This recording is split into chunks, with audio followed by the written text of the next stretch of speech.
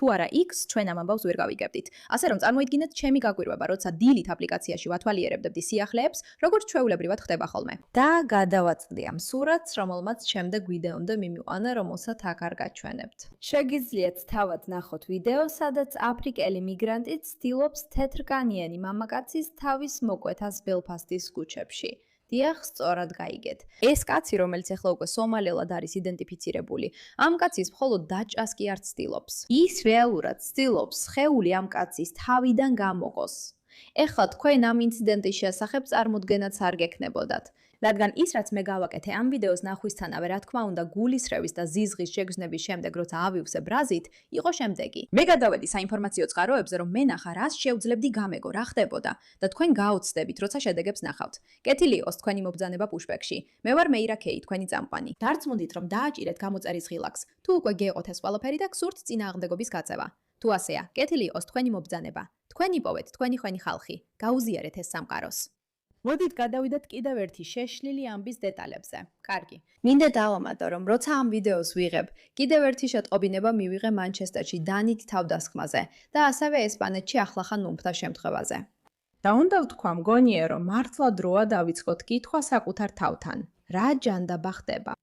მაგრამ სანამ ძალიან დრამატული გავხდები, ხო გითხარით, რომ ვაპირებდი მე ნახა რა ხდებოდა სიახლეებში და ამ სტატიას გადავაწყდი. კაცი სერიოზული დაზიანებებით საავადმყოფოში გადაიყვანეს დაჭრის შემდეგ. იცით, ჩემთვის საინტერესოა, რომ BBC-მ ასეთი სათაური აირჩია, რადგან ყველა მიცით, რომ მედიას უყვარს ცოტაოდენი აღშფოთების გამოწვევა, clickbait-ი, დრამატული სათაური. და როცა ფიქრობ, რომ ვიღაც ამ ქუჩაში სცადა ვიღაცის თავის მოკვეთა, გგონია, რომ ეს იქნებოდა სათაური, რომელსაც ისინი აირჩევდნენ. და არა, კაცი სერიოზული დაზიანებებით საავადმყოფოში გადაიყვანეს დაჭრის შემდეგ. ერთადერთი მიზეზი, რის გამოც ისინი ასეთ სათაურს ირჩევენ, არის ის, რომ ისინი მიკერძოებულები არიან და ცდილობენ ზუსტად ისე მანიპულირონ თქვენით, როგორც პოლიცია. რადგან როცა უყურებ პოლიციის ანგარიშს, ყველაფერზე რაც მოხდა წერია. კაცი დააკავეს ჩრდილოეთ ბელფასტში დაჭრის შემთხვევის შესახებ შეტყობინების შემდეგ. დეტალები აქ. დაჭრის შემთხვევა. ბოდიში. ეს არ არის უბრალოდ დაჭრის შემთხვევა. ეს არის ბელფასტის ქუჩებში თავის მოკვეთის მცდელობით ჩადენილი განზრახ-მკვლელობა. ეხლა კარგი ამბავი ის არის, რომ რადგან X არსებობს, ხალხი ეხლა ამის შესახებ იცის. და როცა ვამბობ იცის, გულისხმობ, რომ ისინი გაბრაზებულები არიან, განრისხებულები, აღშფოთებულები წარმოუდგენლად. მოდით ნახოთ, რას ამბობს კეითი ჰოპკინსი. სასწრაფო ამბებია გიჟურ პლანეტაზე, ბატშიტ ბუნკერში, ბრიტანეთში. პირველ რიგში BBC იუცხება, რომ ბელფასტში მამაკაცი სერიოზული დაზიანებებით საავადმყოფოში გადაიყვანეს დანით დაჭრის შემდეგ. სულ მცირე, ისინი აღიარებენ, რომ ეს სერიოზული დაზიანება იყო. ძალიან კეთილია მათი მხრიდან, არა? ნამდვილად ძალიან კეთილია. მომეცინება ეს შეგისწორო, BBC კარგი? თეთრკანიანი მამაკაცი საავადმყოფოშია სიცოცხლისთვის საშიში დაზიანებებით, რადგან შავკანიანმა არალეგალმა სცადა ქუჩაში პატარა დანით თავი მოეკვეთა მისთვის. ის კაცის ყელს ჭრიდა, როცა კაცი კვნესოდა და ეხლა ის საავადმყოფოშია. ქალი, რომელმაც თავდასხმა იხილა, თავადაც საავადმყოფოში გადაიყვანეს, რადგან ჩაძირული შოკი განიცადა ასეთი საშინელების დანახვისას ჩრდილოეთ ირლანდიის ქუჩებში. გულისხმობ, რატო უნდა შეგეშინდეს თუ ქუჩაში მიდიხარ და ხედავ, როგორც ცდილობს ვიღაცას თავი მოჭრას? რატო უნდა იყოს ეს საშიში? რატო უნდა დააფრთხოს ეს ვინმე? გულისხმობ, ეს ახალი ნორმაა, როგორც BBC ამბობს. ეს უბრალოდ ნეიტრალური დანით თავდასხმაა. სხვა ამბებში, ამერიკაში სომალელი მსაჯი ომარ ალტანი ქვეყანაში არ შეუშვეს ტრამპის შესანიშნავი საიმიგრაციო პოლიტიკის გამო. თქვენ შეიძლება თქვათ, ის საწყალი მსაჯი, ის საწყალი კაცი. დიახ. მაგრამ აი როგორ მუშაობს შესანიშნავი საიმიგრაციო პოლიტიკა. შეიძლება რამდენიმე კარგ ადამიანს არ შემოუშვებ, მაგრამ ამავდროულად არ შემოუშვებ იმ ბოროტ ადამიანებსაც, რომლებიც აქ მოდიან, რომ ჩვენი თავი მოკვეთონ. გულისხმობ, ფიქრობ, მან საკმაოდ ზუსტად თქვა და ამას მარტო ის არ ამბობს, ამას ამბობს მარკო რუბიოც. შეგახსენებთ, რომ მიგრანტები, რომლებიც საზოგადოებისთვის ზიანის მიყენების მიზნით შემოდიან, საშიშები არიან. იმიგრაცია კი, ნახეთ, მასობრივი მიგრაცია ეროვნული უსაფრთხოების საფრთხეა ნებისმიერი ქვეყნისთვის, რომელსაც ეს ეხება. სხვათა შორის ეს ცუდია ტრანზიტული ქვეყნებისთვისაც, რადგან ის კვებავს და აძლიერებს ან ტრანსნაციონალურ ჯგუფებს, რომლებიც არა მხოლოდ ადამიანებით ვაჭრობენ, არამედ ნარკოტიკებით, იარაღით და ყველაფრით, რაც კი წარმოგიდგენიათ. ამიტომ ვფიქრობ, რომ ერთ-ერთი ყველაზე დიდი საფრთხე, რომელიც განსაკუთრებით დასავლეთ ნახევარსფეროს ეხება, მაგრამ მთელ მსოფლიოში აქტუალური, არის ეს ტრანსნაციონალური, როგორც მათ უწოდებენ, კრიმინალური ჯგუფები. ისინი რეალურად ტრანსნაციონალური ტერორისტული ჯგუფები არიან, რომლებიც ბევრ სხვა დანაშაულთან ერთად ადამიანებით ვაჭრობენ. მასობრივი მიგრაცია არც ერთი ქვეყნისთვის არ არის კარგი, რომელსაც მისი მიღება უწევს და ახლა ევროპა ამ შედეგებს აწყდება. დიახ, ასეა. ევროპა ამჟამად შედეგებს აწყდება და შეიძლება ითქვას, რომ ეს მხოლოდ შედეგებზე მეტიც კი არის. როდესაც მივხვდით, რომ ეს შოუ ჩვენი სრულგანაკვეთიანი სამსახური გახდებოდა, გავაცნობიერეთ, რომ სპონსორები დავჭირდებოდა. მაგრამ მე მტკიცედ ვამბობდი, რომ მხოლოდ იმ პროდუქტებს გავუკეთებდით რეკლამას, რომლებიც ჩვენს გაუმწერებს სარგებელს მოუტანს. ჩვენ მეძებდით ისეთ კომპანიებს, რომლებიც რეალურად გააუმჯობესებენ თქვენს ცხოვრებას. The Chapter ერთ-ერთი პირველი არჩევანი იყო. არ გჭირდებათ, რომ მეგითხრათ, რომ მედიკერი პრობლემურია და ძვირია და ეს ძალიან მაწუხებს, მაგრამ სწორედ ამიტომ არსებობს Chapter. და გთხოვთ, მითხარით, რომ უკვე დაიწყეთ მათი გამოყენება, რადგან ისინი გეხმარებიან აირჩიოთ ის გეგმა, რომელიც რეალურად თქვენთვისაა შესაფერისი და არა ის, რომელიც მრჩევლებს აძლევს სარგებელს. მომხმარებლები საშუალოდ ზოგავენ $100,000-ზე მეტს. მათთან დარეკვა უფასოა. ეს დაახლოებით 20 წუთს გრძელდება და შეიძლება თქვენ ან თქვენ საყვარელ ადამიანს ბევრი ფული და სტრესი დაგიზოგოთ. ასე რომ დარეკეთ Chapter-ში ნომერზე 6, 10680, 3333. ეს არის 610, 680, 3333 და მხარი დაუჭირეთ წინააღმდეგობას.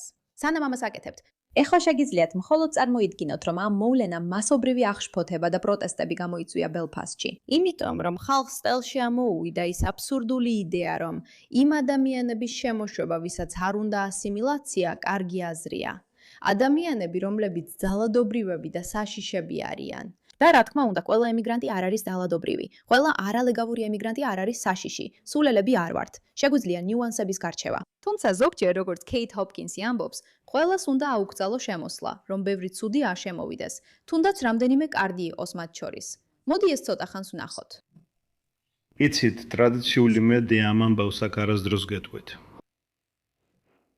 ეს მართალია. რომ არა X-ი, ეს ამბავი არ იარსებებდა. ჩვენ არ გვეცოდინებოდა რა ხდება.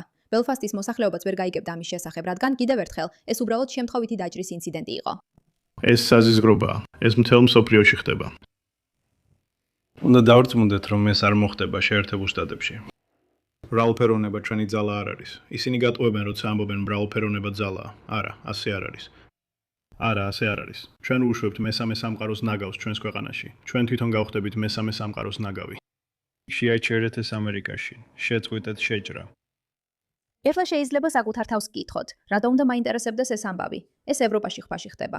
დიახ, ისინი სულელები არიან. ისინი იდიოტები არიან, რომლებმაც საკუთარი ქვეყნის განადგურება დაუშვეს. ჩვენ ამას ამერიკაში არ ვაკეთებთ. სამწუხაროდ შეიძლება ცოტათი ცდებოდეთ, რადგან მე ვნახე ეს შესანიშნავი ვიდეო, რომელიც სულ 2 დღის წინ ნიუ-იორკში Penn Station-ში მოხდა.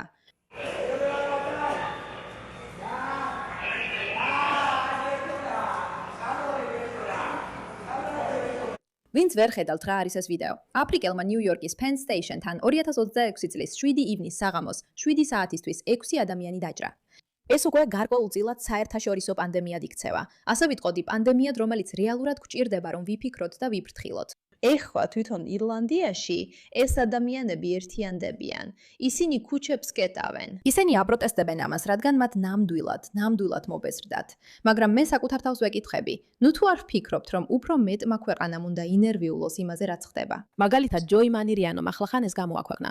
36 წლის მაროკოელი მიგრანტი დააკავეს ესპანეთის ქალაქ დენიაში, ქაბაბის მაღაზიის ტუალეტში აუტისტი არასრულწლოვანი გოგონას გაუპატიურებისთვის. გოგონა ოჯახთან ერთად სადილობდა. კაცი მათ მიუახლო და თქვა, რომ ბელგიელია. ამ ქალაქში 10 წელია ცხოვრობს. ესაუბრა მათ. დობის მოსაპოვებლად ტელეფონის ნომერიც კი მისცა. ცოტა ხნის შემდეგ დაუცველი აუტისტი გოგონა ტუალეტში წავიდა. ის უკან გაჰყვა. მან გოგონა დაიჭირა, ზალით აკოცა, შარვალი ჩამოაწევინა და დანარჩენს აქ შეგიძლიათ წაიკითხოთ. ხმამაღლა არ ვამბობ, რადგან ამის თქმა გულისრევას მგვრის. მან გააუპატიურა გოგონა და ამ დროს თავდასხმის ფოტოებს იღებდა. მამამ შენიშნა, რომ ის დიდხანს არ ბრუნდებოდა და ბოლოს სახლში მისულმა გოგონამ ვეღარ მოითმინა და ყველაფერი მოუყვა. ისინი სასწრაფოდ საავადმყოფოში წაიყვანეს სამედიცინო ექსპერტიზისთვის. პოლიციამ ის ამოიცნო. დაზარალებულმა და მისმა ოჯახმა ის ფოტოებიდან ამოიცნეს და მის ტელეფონში აბაზანაში გადაღებული წაშლილი ფოტოც იპოვეს. ის შემდეგაც კი აგრძელებდა გოგონასთან მიწერას და ცდილობდა თავის სახლში შეხვედრაზე დაეთანხმებინა. პირველ რიგში ასეთი პარაზიტისთვის სიკვდილით დასჯა უნდა იყოს. მეორეც, დაუყოვნებლივი დეპორტაცია ყველა იმ მიგრანტისთვის, ვინც მასთან ოდესმე კონტაქტში მოვა. ან მთლიანად საზოგადოებას უნდა დაეკისროს პასუხისმგებლობა ასეთ შემთხვევებში. ან ეს არასდროს დასრულდება. ერთი შეცდომას უშვებს, ყველა ერთად უნდა დაბრუნდეს უკან. და ვფიქრობ ამ ეტაპზე, იმ ფაქტის გათვალისწინებით, რომ 2 საათის წინ ახალი ამბების მიხედვით, მანჩესტერში Co-op აკადემიის სკული დილით ჩაიკეტა მას შემდეგ, რაც 3 მოსწავლე დაჭრეს. სასწრაფო დახმარების სამსახური ადგილზე იყო დილის 9:30 საათზე. არ მაქვს ინფორმაცია, ვინ იყვნენ ის ადამიანები, ვინც მანჩესტერში დაჭრის ინიციატორები იყვნენ. ვერ დავიწყებ თავის მოტყუებას. თითქოს ეს ვიცი, მაგრამ ამ ეტაპზე ნამდვილად უნდა დავიწყოთ კითხვა. რა ჯანდაბა ხდება? და მაქვს ეჭვი, რომ ეს რაღაც კავშირშია მედიის მიერ გავრცელებულ ინფორმაციასთან და იმ აბსოლუტურ ტყუილებთან, რასაც ხედავთ ჩვენი მმართველებისგან ყველგან.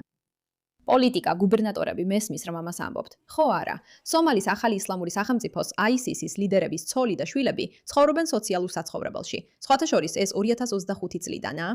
მაგრამ ის ფაქტი, რომ ISIS-ის წევრები ცხოვრობენ დიდ ბრიტანეთში თქვენი გადასახადების ფულით, არის რაღაც, რაც უნდა გაღელვებდეთ. და უნდა გკითხოთ საკუთარ თავს, როგორ ხდება, რომ თქვენი მთავრობა და მედია ამას უშვებენ? მე ვიტყოდი, რომ ასეთი სტილის რეპორტაჟებს შეიძლება რაღაც კავშირი გქონდეს ამასთან. მომისმეინეთ, რას ფიქრობთ თქვენ? დღეს დილით ახალი ამბავი გვაქვს თქვენთვის, რადგან ჩრდილოეთ ბელფასტში მამაკაცი სერიოზულად დაშავდა დანით დაჭრის შედეგად.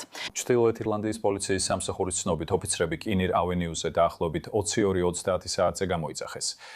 ორშაბათს და დაშავებული მამაკაცი საავადმყოფოში გადაიყვანეს. კიდევ ერთი მამაკაცი დააკავეს აღნიშნულ ინციდენტთან დაკავშირებით და პოლიციის განყოფილებაში გადაიყვანეს. და უნდა ვთქვა, რომ ეს საკმაოდ შემზარავი კადრებია, რომლებიც ვრცელდება. მინდა გაგაცნოთ სიოშა სტუდიის ტვიტები. ის არის ალიანსის დეპუტატი ლაგანის ველიდან. მან თქვა, რომ ხალხი დღეს დილით იღვიძებდა ბელფასტში მომხდარი სასტიკი და ბარბაროსული თავდასხმის აბსოლუტურად შემზარავი ამბებით. ვერ ვიშორებ ამ კადრებს გონებიდან. გთხოვთ, არ გაავრცელოთ. მსხვერპლს ლოცვებში ვიხსენებ. საზოგადოება შოკშია. ჩემი ფიქრები იმ პირველ რეაგირებებზეა, რომლებმაც მამაცურად ჩამოაშორეს თავდამსხმელი მსხვერპლს და პოლიციელებზე, რომლებიც პირდაპირ შემთხვევის ადგილზე შევარდნენ. ის ყველას მოუწოდებს ილოცონ მსხვერპლისა და მისი ოჯახისათვის, ასევე იმ ადამიანებისთვის, ვინც ამ საზარელი თავდასხმის მოწმე გახდა.